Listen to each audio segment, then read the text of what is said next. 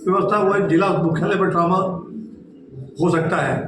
मैंने उस पैरामीटर्स आकर मैंने कहा कि राजगढ़ भले जिला मुख्यालय है, पर एक्सीडेंट की दृष्टि से और ओपीडी की दृष्टि से ब्यावरा राजगढ़ से हमारा ज़्यादा आगे है। लगातार दुर्घटनाएँ होती है और उसका खामियाजा उठाना पड़ता है, इसलिए हमें ट्रॉमा की ज़्यादा आवश्यकता है। विधानसभा में नरोत्तम मिश्रा स्वास्थ्य मंत्री थे और उनको स्वीकार करना पड़ा हमारे आंकड़ों के आधार पर कि ब्यावरा को ये फिजिकल जरूरी है और देना चाहिए ट्रॉमा। उसके आधार पर भारत सरकार में करस्पॉन्डेंस हुई, तो लगातार उसके बारे में सरकार अपडेट रही है। अब क्योंकि हमने उस मुद्दे को उठाया तो सरकार ने उस फाइल को भी अपडेट किया, पुरानी को भी, और माननीय स्वास्थ्य मंत्री जी ने भी संज्ञान लिया है, तो सब अधिकारी भी उसमें लगे हुए। उम्मीद है कि जल्दी वो हमें ट्रॉमा मिलेगा, क्योंकि हमारी एक समस्या हल होगी। पिछले कार्यकाल में मैंने यहाँ सोनोग्राफी की मशीन नहीं थी, कराई थी, डिजिटल एक्सरे नहीं था, वो स्थापित कराया था। डॉक्टर की कमी लगातार स्वीकार करता हूँ, भी बनी हुई है और परेशानी है। समय समय पर डॉक्टरों का स्थापन भी होता है, लोग ज्वाइन करते नहीं करते।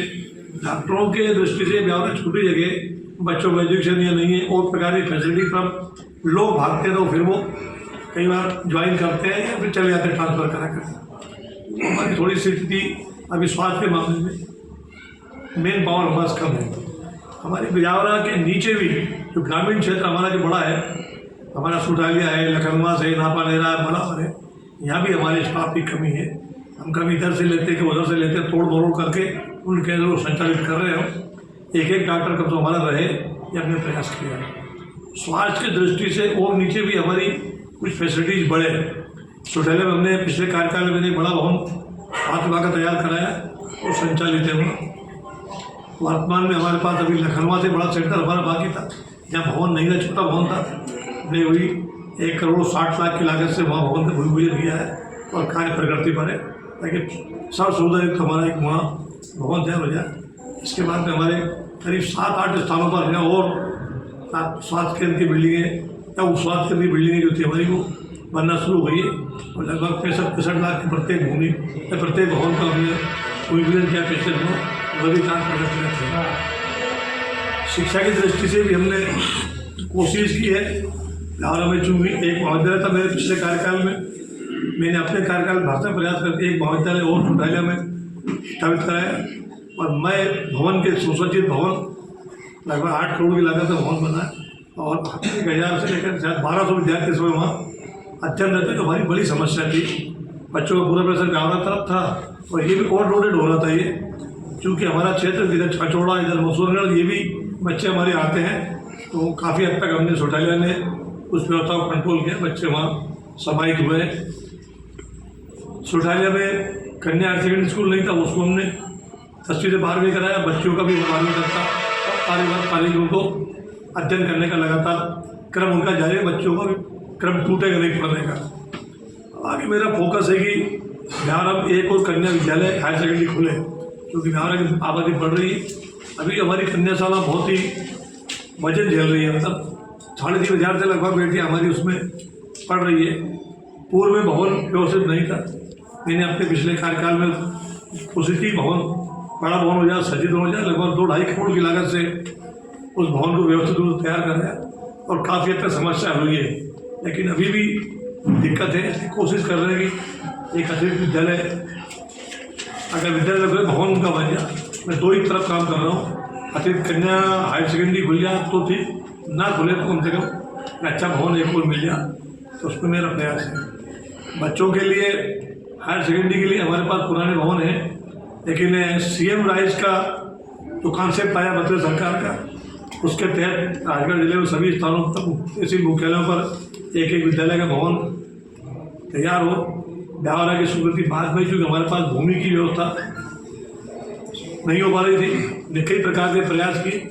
अंतोगत तो हमें 6 माह के इंतजार के बाद में उसी भवन में जाना पड़ा, जो भवन हमारा अभी उत्कर्ष विद्यालय है, उसका अवलोकन किया। इंजीनियरिंग दृष्टि से वो बहुत क्षतिग्रस्त है और जगह वहीं पर्याप्त है, तो हमने फिर उसी का भूमि पूजन किया अभी पिछले दिनों, और लगभग 45 करोड़ रुपये की लागत से हमारा भवन बनने जा रहा है। और इस महीने परीक्षाओं के तारीखें हैं, बच्चे भर के दे रहे हैं, अभी थोड़ा आगे पीछे का काम शुरू होगा। और 2 वर्ष के अंदर वो भव्य भवन हमें तैयार मिलेगा। जगह की कमी कारण हम लोग 4 मंजिला उसको डिजाइन कराया है और सारी फैसिलिटी उसमें होगी जो किलोमीटर बड़े नगरों के महानगरों के होते हैं, वो सारी फैसिलिटी उसमें हमें उपलब्ध होगी ताकि हमारे बच्चों को सर्व सुविधायुक्त हमारा भवन बन सके। नीचे भी कुछ गाँव में 8-10 विद्यालय भी बनने जा रहे हैं, 7-7, 8-8 लाख की लागत का भी काम शुरू हुआ है। इधर धीरे धीरे करके आगे बढ़ रहे हैं।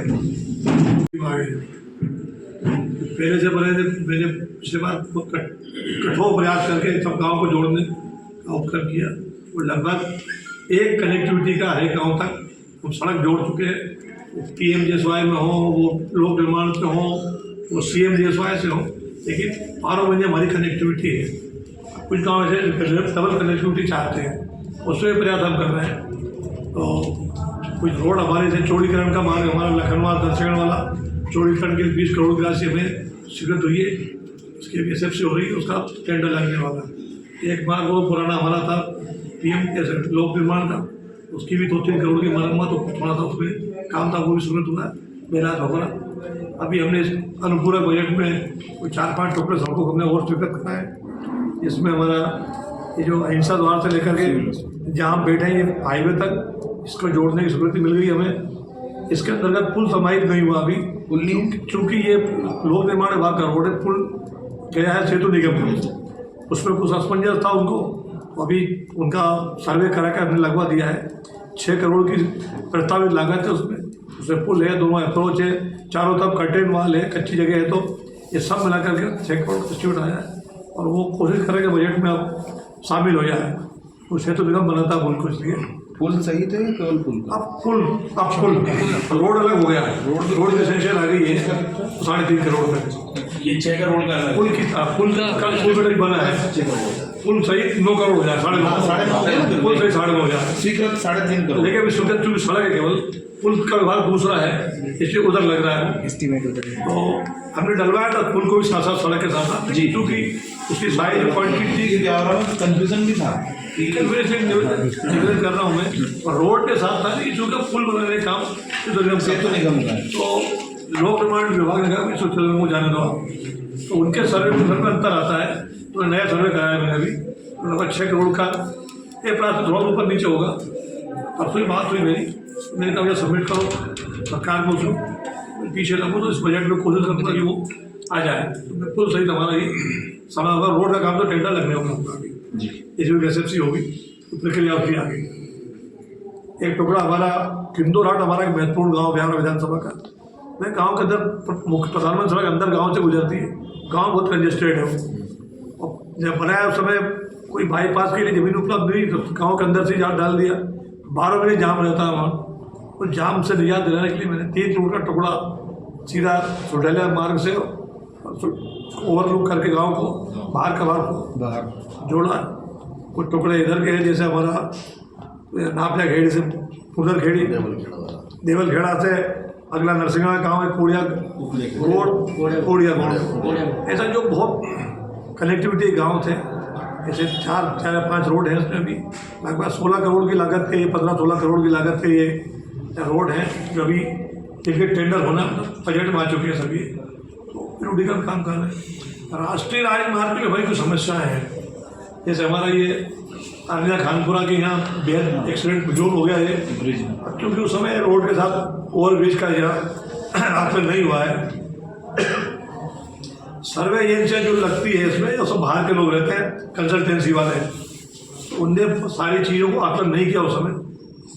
जैसे हमारा ये रेलवे का अंडर ब्रिज है, बस स्टैंड रेलवे जाने का, ये भी कंसल्टेंसी ने सर्वे नहीं किया था।